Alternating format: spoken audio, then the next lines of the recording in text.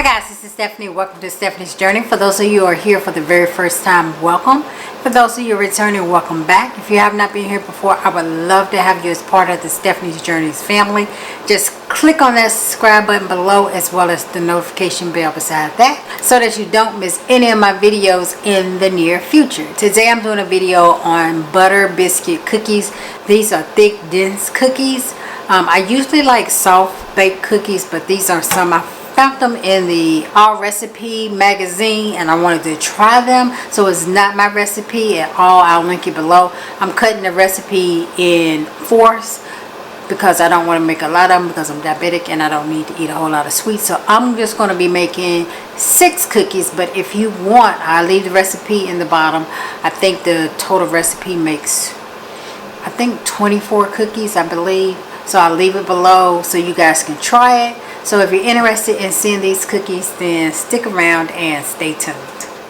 Okay guys, I got my bowl to mix this in, but the ingredients for these cookies, you guys look crooked, probably are, but whatever. For the ingredients that you'll need for these cookies, you need here is, and again this is just a fourth of the recipe, so I will leave it below so that you can double it. But this here is a half a cup of flour, 1 cup of confectionate, which is powdered sugar, 1 cup of ghee, which is clarified butter. We have here 1/4 of a teaspoon of vanilla extract, 1/4 of a teaspoon of baking soda, and a pinch of salt.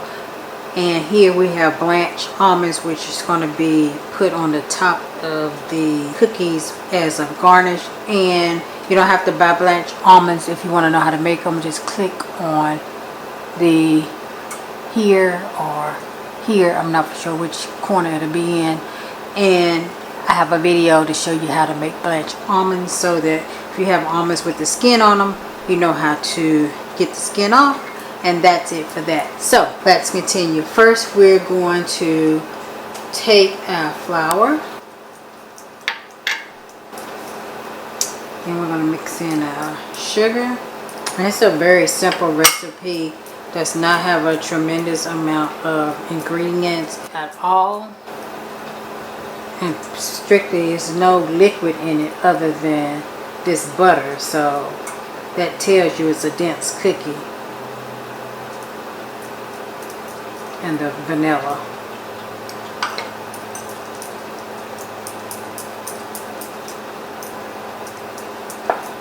And you might want to make that a little bit warmer, the flour, because it's not warm in my house. Pour in the 1/4 teaspoon of vanilla, as well as the baking powder, and I'm using sea salt, but you can use regular salt. I pretty much use sea salt in everything. And this is regular all-purpose flour, and it's unbleached. Mine is, but yours does not have to be. And see how this looks more like a dough for cookies or a pie or something? Not cookies, I'm sorry. Looks more like a dough to make bread, because the cookies are so dense and thick. They sort of put you in the mindset of that bread. Preheat your oven at 300 degrees. You're going to have to go in here and get your fingers a little dirty. You can put gloves on if you want to. I'm not. But the heat from your hands will warm it up a little bit and melt the butter if you don't have it all melted from the very beginning. And these are little small cookies. They're not huge, but the butter in them, of course, will make them bind together. See how that's coming together now? More of a cookie consistency, but still as well, like if you're making a pie crust or something, it's in that consistency as well. It's very, very dry dough, which means it's not going to do a whole lot of spreading. Okay, just kneading it all together so you don't see any more white from the flour.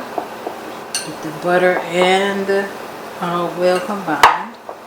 And you bake these, like I said, on 300 degrees.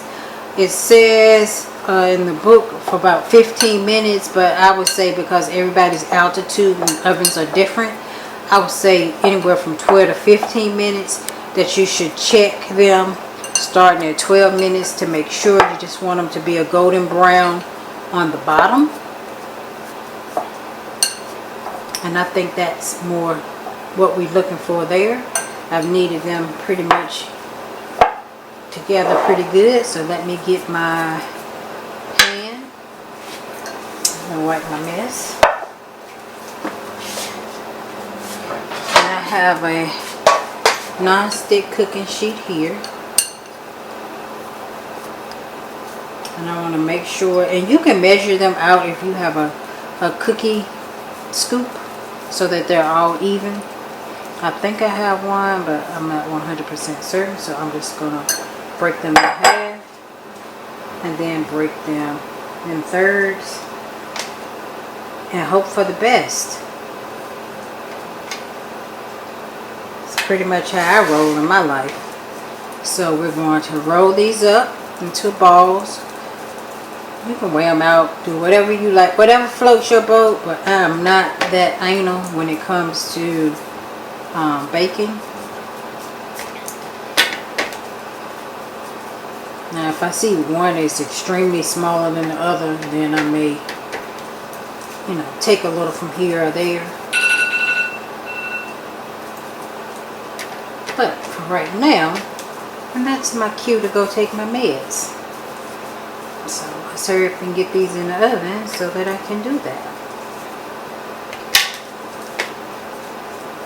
And I'm doing this just to pick up the little pieces of dough that has dropped down. But again, this is just a fourth of the recipe, so I'm going to put the entire recipe at the bottom to show the full fledged if you want to make 24 cookies. But I do not. I just want to make 6. That way I can keep my diabetes under control. And push them down. Not all the way down, but just down a little. Enough where they're flattened out. And you can get the almond on it. Because that's what our objective is.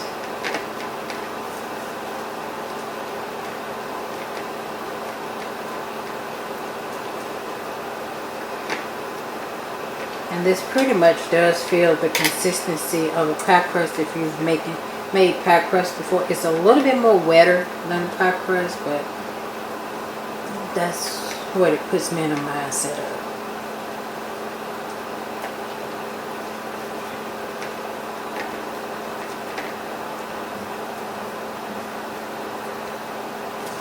Alright, now 6 cookies. We take our almonds and just lightly press them into the cookie.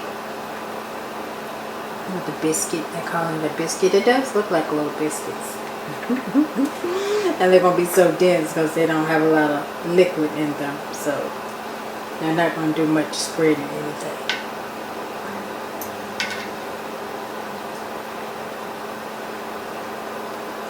So we're going to take them and put them in the oven, so stay tuned.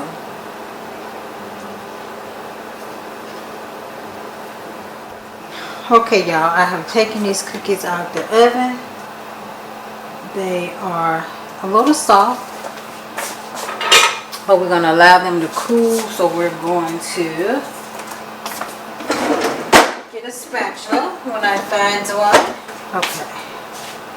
We're going to let these puppies cool on this little rack.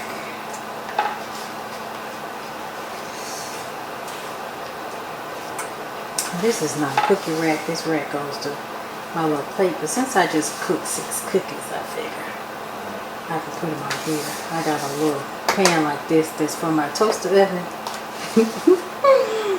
And that's what I'm using.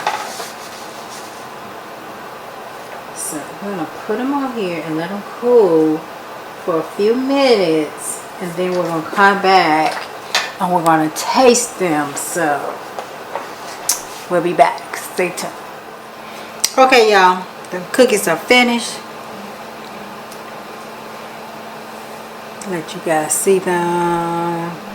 Focus on the cookie. I can't tell because I have my glasses on. Put my glasses on so I can see the screen. Alright. These are the little cookies. Let's break them so we can see what they look like in the inside. There we are. Kind of like a little shortbread cookie to me. So let's see what they taste like.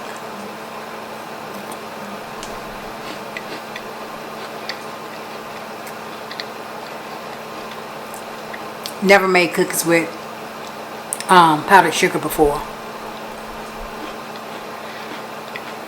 And that's what they taste like. They taste like a shortbread cookie. Like those cookies you get from the Girl Scouts. But they're very buttery. Very good. And one cookie is 108 calories. So if you got 108 calories to lose on one cookie.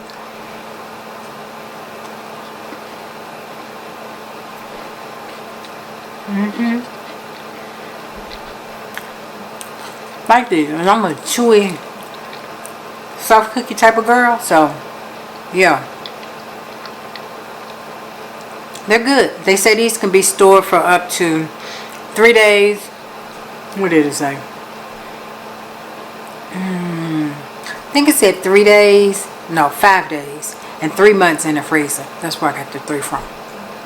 So like I said again, I will leave the recipe below in the description box so you guys can try them if you want. Like I said, it's not my recipe, but I did want to I wanted to try these and share these with you.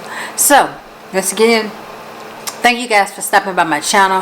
Hope everyone's having a happy holidays. If you're watching this after the holidays, hope you're having a wonderful day. And thank you guys for watching, and I look forward to seeing you all in my very next video. Bye bye. Okay. My hands are oily now.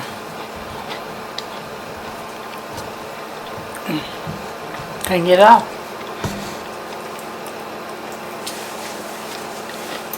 Let's get you off.